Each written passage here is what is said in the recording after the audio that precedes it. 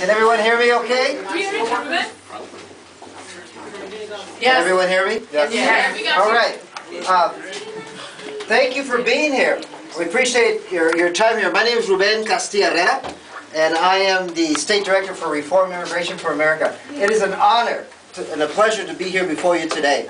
And I have the great honor to introduce someone I consider a personal friend, and certainly someone that I strongly support, as all of us do. And I'm willing to do whatever I can to get her elected. Our Secretary of State, Jennifer Bruner. Let's give her a hand.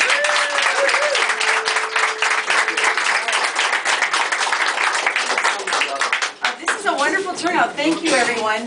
We are filming this because this is a cupcake party, and we're going to be doing a big activity to celebrate Victory for Courage on Friday, and there are going to be a lot of people who can't attend things like this, so we want them to see how much fun it is, and we want to tell them that we need their support. Look at the support that's here.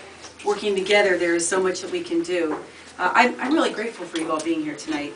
You know, over the weekend, it was a little tense last weekend because we had word that Lee Fisher's campaign had asked for the endorsement of the State Democratic Party.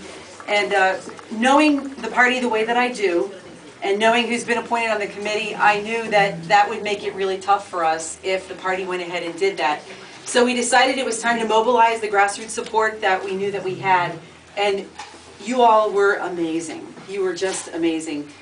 We set up an email. We told people that we wanted them to sign a petition and tell the members of the State Executive Committee that how they felt about neutrality in the Democratic primary, because early voting starts in 6 days now. It starts on Tuesday, the 30th.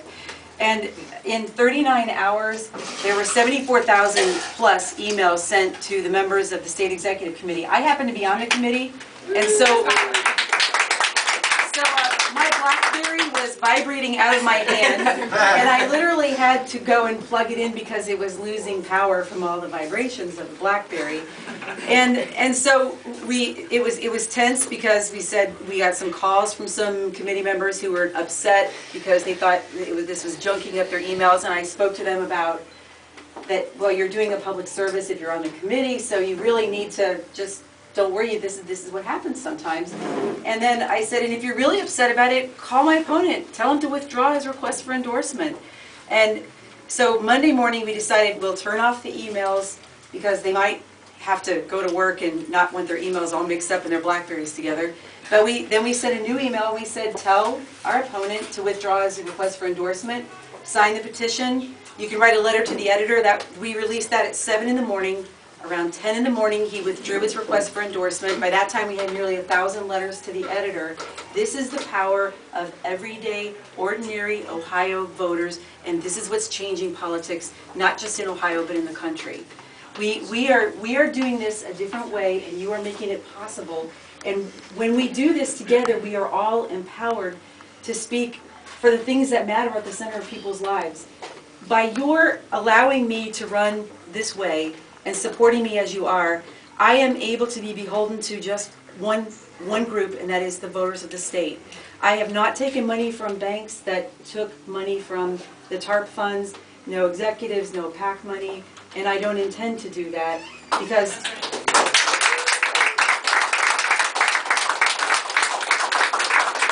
in addition to moving forward with health care implementation and further reform and doing everything possible to get America working again, one of the key things that we're going to have to do is to change the way banks operate and change the way they operate, not just with consumers, it's important, but with each other, with the financial markets.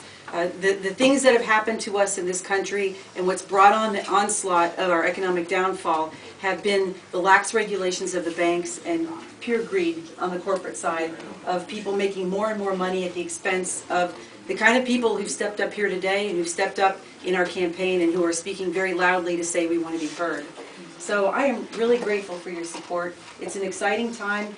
I believe that what we did last weekend, the momentum has turned in the campaign. Today there was a poll released by Public Policy Poll that pitted myself against Rob Portman and Lee Fisher against Rob Portman. Portman leads me by 1 point within the margin of error, 38 to 37. A huge number of people who don't really know who we are yet or haven't decided. Fisher's down by 5 from Portman, 41 to 36. And so that bodes well for us. there were times in the campaign when there were things that were done to us that would have probably caused anyone else to drop out and leave and say, I just can't do this anymore, it's not worth it. I'm fortunate, I have a husband and a family like I do who said, stay with it, we're gonna get through this, and it's because of you that we've gotten to this point here today, and it's because of you that on May 5th, the evening of May 4th, that we're gonna be able to say we're going on to a general election and this is one that we can win. Do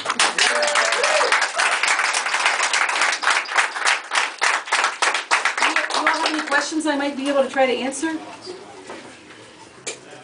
Oh boy, he's right. Everything understood.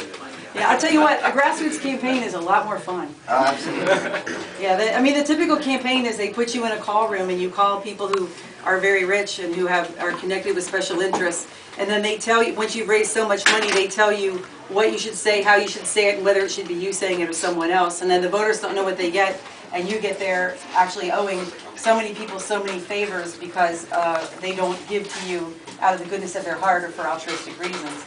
So this is the way to do it, and my thinking is, and a lot of people think this too, if we can prove that this can be done in a Senate race, it was done in a presidential race, if we can prove it can be done in a Senate race, it will open this up for people all down the ballot. And the new people who got involved in President Obama's campaign and other campaigns for the first time in their lives, and who will likely be the next people who run for office, will have a chance and won't be shut out by the money. And it will change the face of our state and local elected officials. They will look more like us, they will sound more like us, and it will, for once, it won't matter so much about if you have a good ballot name or not.